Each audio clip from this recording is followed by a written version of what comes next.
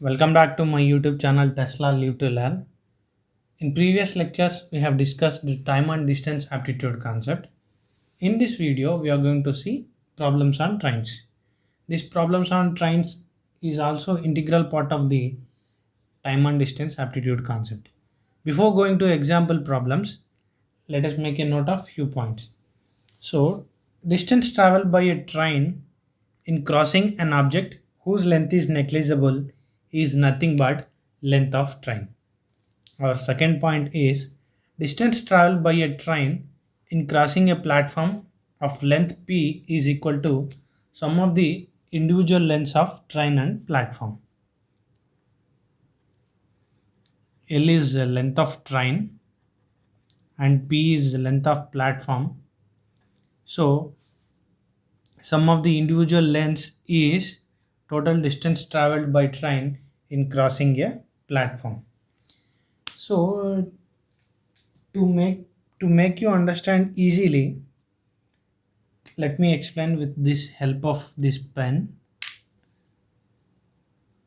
Suppose let us consider this is a object whose length is negligible and this pen is a train. Distance traveled by train in crossing this particular object is nothing but this is what you call crossing. So the distance traveled by train in crossing this object is from this point to this particular point, which is nothing but length of the train. Similarly, if this pen is a platform, then distance traveled by train in crossing this particular platform is nothing but sum of the individual lengths. Suppose it is crossing this platform, then what is the distance traveled from this point to this point? Nothing but total length of the platform and this train. Okay, I think you understood this easily. And the third one is relative speed. I think we have already discussed the relative speed. Relative speed is nothing but speed of one object with respect to other. So if two trains are in moving in opposite direction, then the sum of the individual speeds is nothing but relative speed. And if two trains are in moving in same direction, then difference between those two speeds is relative speed. So when speed of trains are u and v, if both the trains are moving in opposite direction, u plus v is the relative speed. If both the trains are moving in same direction, u minus v is relative speed, and if v is greater than u, v minus u is relative speed. And the next thing is conversion of kilometer per second into meter per second. So x kilometer per second is x kilometer per hour is equal to x into 5 by 18 meter per second, and x meter per second is equal to x into 18 by 5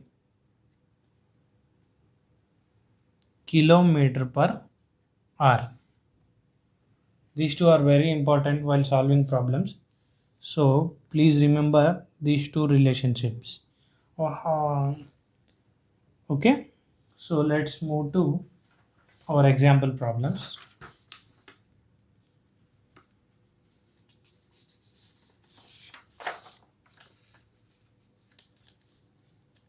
These are very basic problems. If you understand these, you can solve advanced problems easily. So let's move to our example number 1. A train covers 360 kilometers in 4 hours. Then what is the speed of train in meter per second? So 360 kilometers in 4 hours. So what is the speed? 360 by 4, that is nothing but 90 kilometer per hour.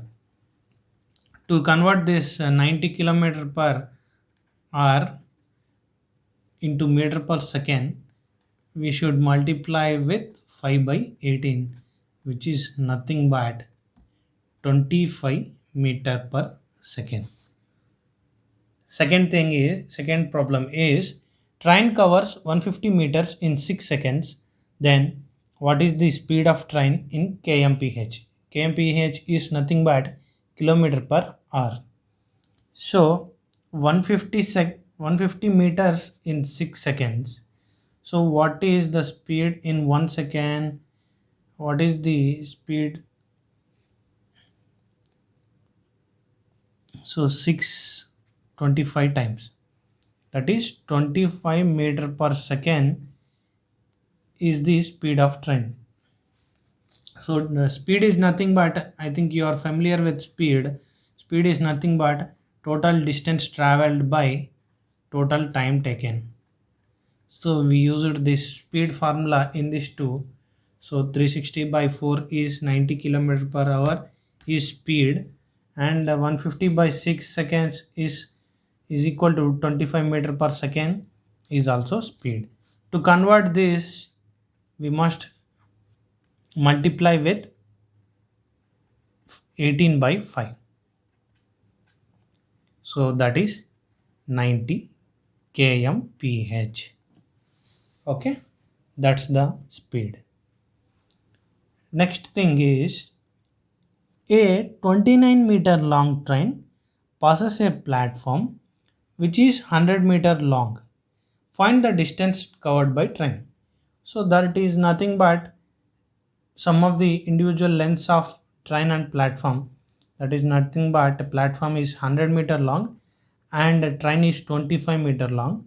So total distance is 129 meters is answer. So it has to travel 129 meters to cross the platform. And next problem is two trains of length 80 meters and 90 meters are moving in opposite direction. Find the time taken by train to cross each other if speeds are 10 meter per second and 7 meter per second. This is simple, friends. We use relative speed concept here. So in crossing, what is the total distance traveled by trains in crossing? So relative speed is nothing but speed of one object with another. So if we consider that relative speed concept, so what will be the speed of another train?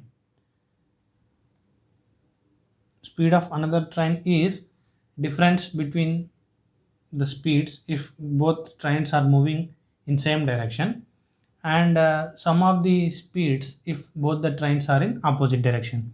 If two trains are moving in opposite direction, then total distance traveled by faster train is nothing but sum of the individual lengths. Okay, please remember one point, that is if two trains are moving in opposite direction, then the relative speed is equal to sum of the speeds, and if train passes another train, then the distance covered by either train is equal to sum of the length of both trains. These two are important problems in this particular case, and total distance is nothing but sum of the lengths of two trains. 80 plus 90, that is equal to 170, and what is the relative speed? 10 meter per second plus 7 meter per second, that is 17 meter per second. So time taken is 170 meters by 17 meter per second, which is equal to 10 seconds. And similar question, next question is two trains of length 75 meters and 95 meters are moving in same direction with speeds 9 meter per second and 85 meter per second. Then find the time taken by faster train to cross the other. So this is total distance is similar, that is length of trains 75 plus 95, which is equal to 170. And what is the relative speed? Since these two are moving in same direction, the difference between these two speeds is relative speed. So 170 by relative speed is 1 meter per second. So it will take 170 seconds. This is the